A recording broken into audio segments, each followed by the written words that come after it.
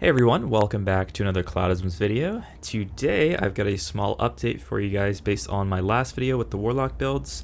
And I did call out this build I'm running right now as a bit of a dark horse where I was surprised by its power, but I didn't really know how potent it was going to be.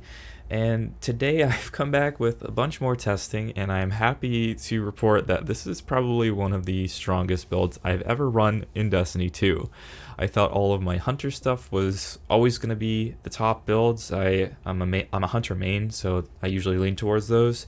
But even the sweet Void 3.0 builds I was able to put together and the new hunter stuff with the Gunpowder Gamble, it couldn't really compare to what this Warlock was able to accomplish. So if you don't already know what the build is, it's simply Well of Radiance, an Empowering Rift. Very important that you have both of these, whatever glide you'd like. The melee isn't super important, but I use this one for the Scorch. Fusion Grenades are essential. Heat Rises isn't super important. If you really want to use Icarus Dash, you can, but they both really don't play a part in this class's playstyle whatsoever, so that's up to you. You could also, well, you need to slot Touch of Flame for the Fusion Grenade Exploding Twice buff. Apologies for that Discord ping in the background, that wasn't you, my bad. We're running the Ember of Searing, so whenever we defeat enemies who are scorched, we get a bunch of melee energy, so we're pretty much always going to have our melee available to us. We've got the Ember of Eruption, so our Solar Ignitions have increased AoE. Our Ember of Blistering here gives our Solar Ignitions, give us grenade energy, which is going to be nice, but it's not really super necessary. I just use this because it pairs nicely, and it's just a nice little extra bonus to the grenade energy. And we're also running Ember of Ashes, which is very important. Also, I feel like I should point out here, with some more testing, I found out that the Incinerator Snap itself can ignite. And I don't know if that's because of Ember of Ashes. I haven't tested it too much yet, but just one Incinerator Snap, if all of the bolts land properly, it will cause an ignition. So keep that in mind and definitely try it out.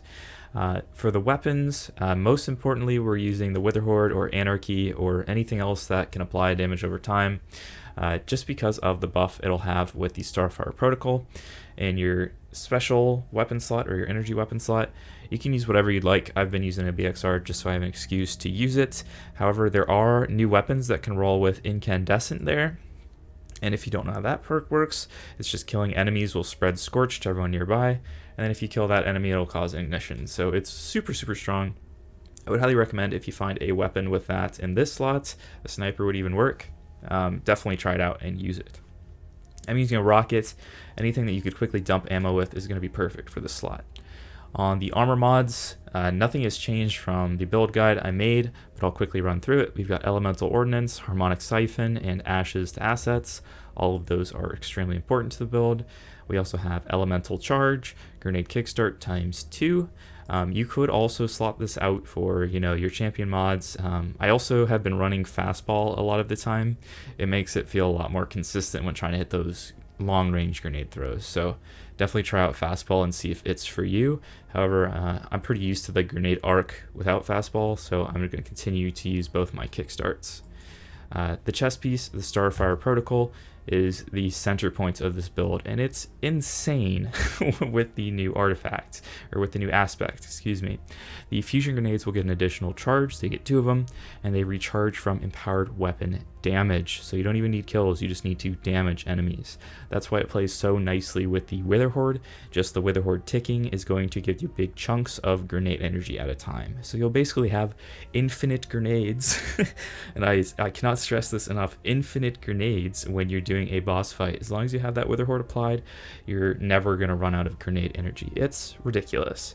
And to top it off nicely, you even get fusion grenade, or excuse me, you get your rift back whenever you get 1 fusion kill. You get your entire rift. It's incredibly strong as an exotic in this current sandbox. Honestly, I think it'll get a nerf because of how strong it currently is. I should just cover this word real quick. Empowered is anything, if you look at the Destiny 2 damage chart, it's anything that counts as an empowerment effect. So that could be Radiant, that could be the Empowering Well, that could be the Well of Radiance. There's a ton of different ones. I highly recommend you check that out. Again, apologies for the Discord ping. Check it out on the spreadsheet. And the only mod that super matters here is I like to run either Well of Life, Bountiful Wells, or Explosive Wellmaker. If you feel like you don't have enough healing, run Well of Life here.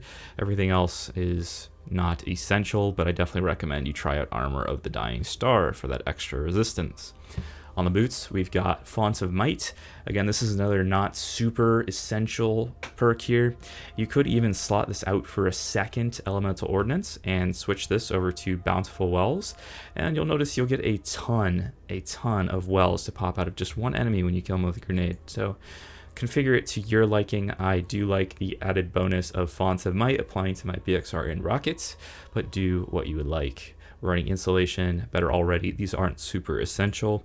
And on the Bond, you could even slot this out just because you're getting so much grenade energy just from your empowerments. So try out something you like here. It could really be anything. You could slot on High Energy Fire. You could put on Argent Ordnance, however you don't really need it. Just kind of do what you want. I like this, so whenever I'm not hungered down in a rift, I can just use my grenades and get a big chunk back. Same goes for Bomber. Whenever I cast my Rift, which I will be doing all the time, I'll get a nice chunk of grenade back. You can also put on the Molten Overload, and additionally, there is a fantastic mod, Withering Heat. If you're running anything that has champions in it, absolutely slot this on your class item 100% of the time. Okay, so with that explanation of the build out of the way, I'm going to cut to some gameplay here.